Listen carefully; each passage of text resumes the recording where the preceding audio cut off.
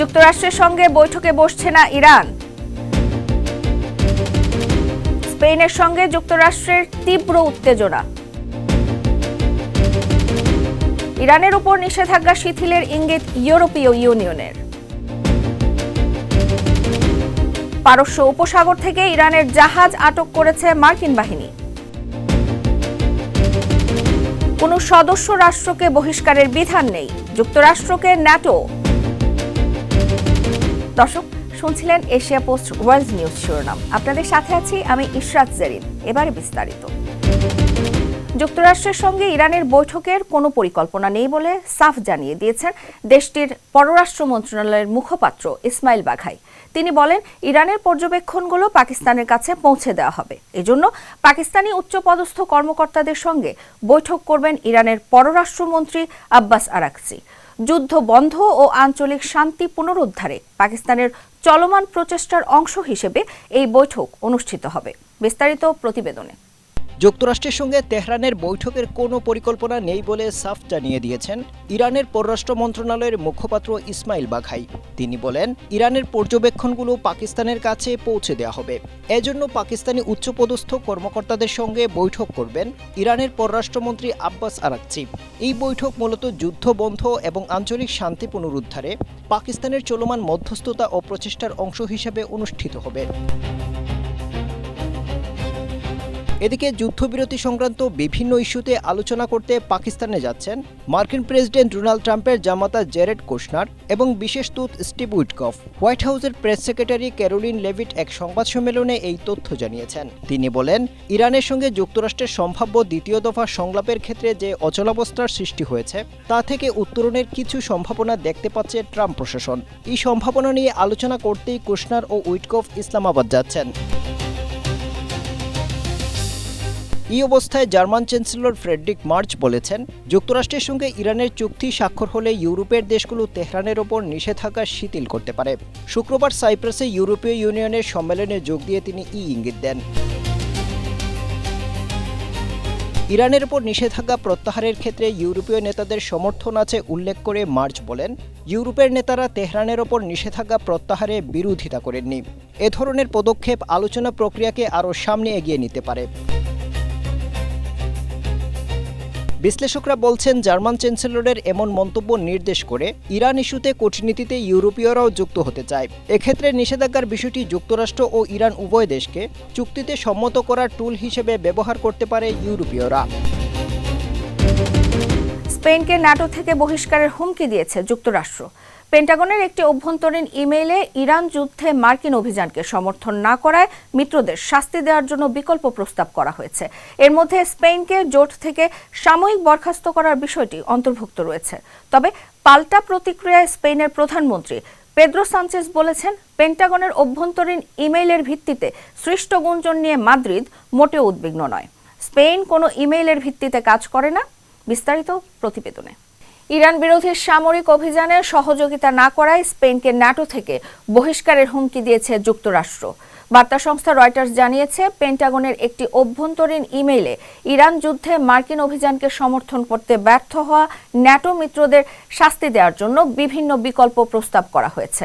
এর মধ্যে স্পেনকে জোট থেকে সাময়িক বরখাস্ত করা এবং ফকল্যান্ড দ্বীপপুঞ্জের উপর ব্রিটেনের দাবির বিষয়ে মার্কিন অবস্থান পুনর্বিবেচনার মতো বিষয়গুলো অন্তর্ভুক্ত রয়েছে। এর আগে মার্কিন প্রেসিডেন্ট ডোনাল্ড ট্রাম্প ন্যাটোভুক্ত কয়েকটি দেশের বিরুদ্ধে ইরান যুদ্ধে অংশ না নেয়ায় তীব্র অসন্তোষ প্রকাশ করেছেন।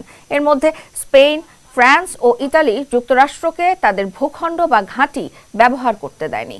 এই উত্তেজনার মধ্যেই ট্রাম্প ন্যাটোকে নিয়ে আরও কড়া মন্তব্য করেছেন এবং এটিকে কাগুজে বাঘ বলেও উল্লেখ করেছেন। তবে পাল্টা প্রতিক্রিয়ায় স্পেনের প্রধানমন্ত্রী পেদ্রো সানচেজ বলেছেন, স্পেন ন্যাটোর নির্ভরযোগ্য সদস্য। পেন্টাগনের অভ্যন্তরীণ ইমেইলের ভিত্তিতে সৃষ্ট গুঞ্জন নিয়ে মাদ্রিদ মোটেও উদ্বিগ্ন নয়, কারণ স্পেন কোনো ইমেইলের ভিত্তিতে কাজ করেন না, বরং আন্তর্জাতিক আইন ও মিত্রদের সঙ্গে সমন্বিত সহযোগিতার ভিত্তিতে কাজ করে।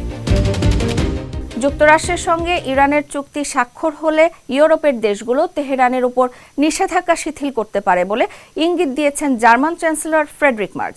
ইরানের উপর নিষেধাজ্ঞা প্রত্যাহারে ইউরোপীয় নেতাদের সমর্থন আছে উল্লেখ করে তিনি বলেন, ইউরোপের নেতারা তেহরানের উপর নিষেধাজ্ঞা প্রত্যাহারের বিরোধিতা করেননি। এ ধরনের পদক্ষেপ আলোচনা প্রক্রিয়াকে আরও সামনে এগিয়ে নিতে পারে। বিশ্লেষকরা বলছেন, জার্মান চ্যান্সেলরের এই মন্তব্য ইরান ইস্যুতে ইউরোপীয়দের কূটনীতিতে অংশগ্রহণের আগ্রহের বহিঃপ্রকাশ। বিস্তারিত প্রতিবেদনে। যুক্তরাষ্ট্রের সঙ্গে ইরানের চুক্তি স্বাক্ষর হলে ইউরোপের দেশগুলো তেহরানের উপর নিষেধাজ্ঞা শিথিল করতে পারে বলে ইঙ্গিত দিয়েছেন জার্মানির চ্যান্সেলর ফ্রেডরিক মার্জ। শুক্রবার সাইপ্রাসে ইউরোপীয় ইউনিয়নের সম্মেলনে যোগ দিয়ে তিনি এই ইঙ্গিত দেন। ইরানের উপর নিষেধাজ্ঞা প্রত্যাহারের ক্ষেত্রে ইউরোপীয় নেতাদের সমর্থন আছে উল্লেখ করে মার্জ বলেন, ইউরোপের নেতারা তেহরানের উপর নিষেধাজ্ঞা প্রত্যাহারের বিরোধিতা করেননি। এ ধরনের পদক্ষেপ আলোচনা প্রক্রিয়াকে আরও সামনে এগিয়ে নিয়ে যেতে পারে। বিশ্লেষকরা বলছেন, জার্মান চ্যান্সেলরের এমন মন্তব্য নির্দেশ করছে ইরান ইস্যুতে কূটনীতিতে ইউরোপীয়রাও যুক্ত হতে চায়। এক্ষেত্রে নিষেধাজ্ঞার বিষয়টি যুক্তরাষ্ট্র ও ইরান উভয় দেশকে চুক্তিতে সম্মত করার টুল হিসেবে ব্যবহার করতে পারে তারা। তবে ইরানের পররাষ্ট্র মন্ত্রণালয়ের মুখপাত্র ইসমাইল বাঘাই বলেছেন, যুক্তরাষ্ট্রের সঙ্গে ইরানের বৈঠকের কোনো পরিকল্পনা নেই। তিনি বলেন, ইরানের পর্যবেক্ষণগুলো পাকিস্তানের কাছে পৌঁছে দেওয়া হবে। এজন্য পাকিস্তানি উচ্চপদস্থ কর্মকর্তাদের সঙ্গে বৈঠক করবেন ইরানের পররাষ্ট্রমন্ত্রী আব্বাস আরাকচি। এই বৈঠক মূলত যুদ্ধ বন্ধ এবং এই অঞ্চলে শান্তি পুনরুদ্ধারে পাকিস্তানের চলমান মধ্যস্থতা ও প্রচেষ্টার অংশ হিসেবে অনুষ্ঠিত হবে। উত্তেজনার মধ্যেই পারস্য উপসাগর থেকে ইরানের একটি জাহাজ আটক করেছে মার্কিন বাহিনী। মার্কিন সেন্ট্রাল কমান্ড বা সেন্টকম জানিয়েছে, ইরানের বিরুদ্ধে পরিচালিত নৌ ব্লকেডে ইউএসএস রাফায়েল পেরাল্টা থেকে একটি অভিযান পরিচালনা করা হয়। অভিযানে ইরানের জাহাজটি পারস্য উপসাগর অতিক্রম করার আগেই আটক করা হয়। বিস্তারিত প্রতিবেদনে। ইরানকে শায়েস্তা করতে এবার সমুদ্রেই তাদের জাহাজ আটকে দিল মার্কিন যুক্তরাষ্ট্র। শুক্রবার ইরানের পতাকাবাহী একটি জাহাজ পারস্য উপসাগর দিয়ে তাদের বন্দরের দিকে এগিয়ে যাওয়ার সময় আটকে দিয়েছে মার্কিন বাহিনী। মার্কিন সেন্ট্রাল কমান্ড জানিয়েছে, ইরানের বিরুদ্ধে পরিচালিত নৌ ব্লকেডে ইউএসএস রাফায়েল পেরেন্টা থেকে একটি অভিযান পরিচালনা করা হয়।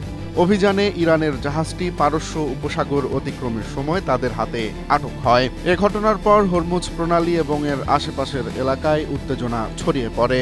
ইরানের উপর যুক্তরাষ্ট্রের এমন কঠোর অবস্থানে সম্ভাব্য শান্তি আলোচনা নিয়ে দেখা দিয়েছে শঙ্কা। যুক্তরাষ্ট্র বলছে, ইরান যাতে সমুদ্রপথে কোনো বিতর্কিত পণ্য আনা নেয়া করতে না পারে সেজন্যই তারা এই কড়া পাহারা বসিয়েছে। এ ধরনের সরাসরি বাধা দেওয়ার ঘটনা এই অঞ্চলে নতুন করে আবারও যুদ্ধের আতঙ্ক ছড়িয়ে দিচ্ছে। এটি অব্যাহত থাকলে পারস্য উপসাগর অঞ্চলে তেলের বাজার ও বিশ্ব অর্থনীতি মারাত্মকভাবে ক্ষতিগ্রস্ত হবে। ইরান ইস্যুতে স্পেনের সঙ্গে যুক্তরাষ্ট্রের তীব্র উত্তেজনা সৃষ্টি হয়েছে। পেন্টাগনের একটি অভ্যন্তরীণ ইমেইলে ইরান যুদ্ধে মার্কিন অভিযানকে সমর্থন করতে ব্যর্থ হওয়া ন্যাটো মিত্রদের শাস্তি দেওয়ার জন্য বিভিন্ন বিকল্প প্রস্তাব করা হয়েছে। এই অবস্থায় ন্যাটো জানিয়েছে, তাদের চুক্তিতে জোটের কোনো সদস্য দেশকে স্থগিত বা বহিষ্কারের কোনো আইনি বিধান নেই। বিস্তারিত প্রতিবেদনে। ইরান ইস্যুতে স্পেনের সঙ্গে যুক্তরাষ্ট্রের তীব্র উত্তেজনা সৃষ্টি হয়েছে। এই অবস্থায় পেন্টাগনের একটি অভ্যন্তরীণ ইমেইলে ইরান যুদ্ধে মার্কিন অভিযানকে সমর্থন করতে ব্যর্থ হওয়া ন্যাটো মিত্রদের শাস্তি দেওয়ার জন্য বিভিন্ন বিকল্প প্রস্তাব করা হয়েছে।